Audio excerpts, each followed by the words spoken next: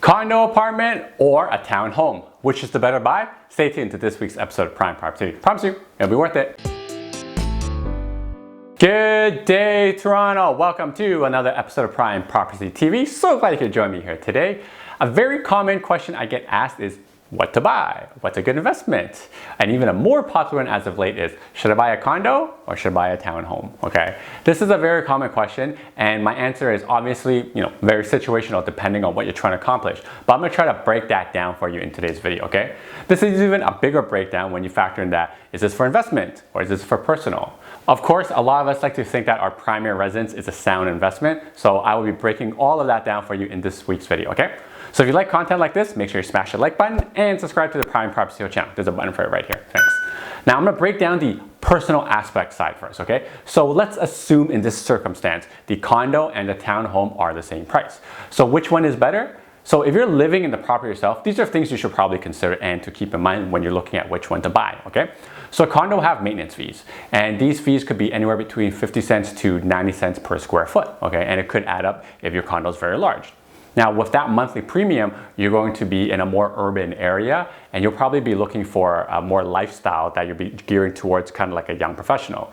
With the maintenance fees, you'll get like nicer amenities such as a gym, a party room, and maybe even a pool. But on the other side, with the townhome, you'll likely be in a suburban area with no maintenance fees, and you own that piece of land the house is on. Maybe even have a small backyard and probably more space as well.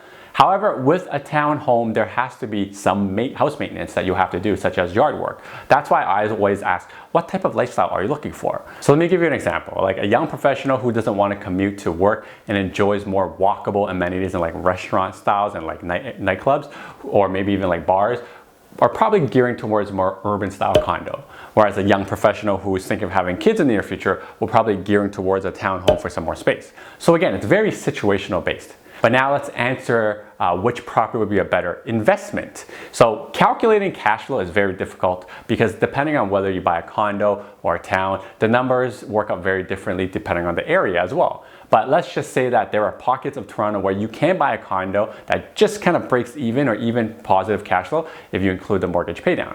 However, in Toronto, you have a hard time making a townhome cash flow. You probably have to go into like the 905 areas such as like Durham or Hamilton, or even like further out, maybe even to like Barrie or the suburbs of the suburbs. From a future appreciation perspective, it's all obviously area dependent, right, as well. But I will give you some price ranges of what I recommend. If you're in Toronto and in the $500,000 to $700,000 price range, I would recommend a condo, especially in downtown Toronto, as you can't really get a town in Toronto at a decent price in any kind of neighborhood in Toronto. Okay, but if you're in like the 800-ish to 1 million price range, I would rather you get a freehold town in Toronto because now you can own a piece of land in Toronto.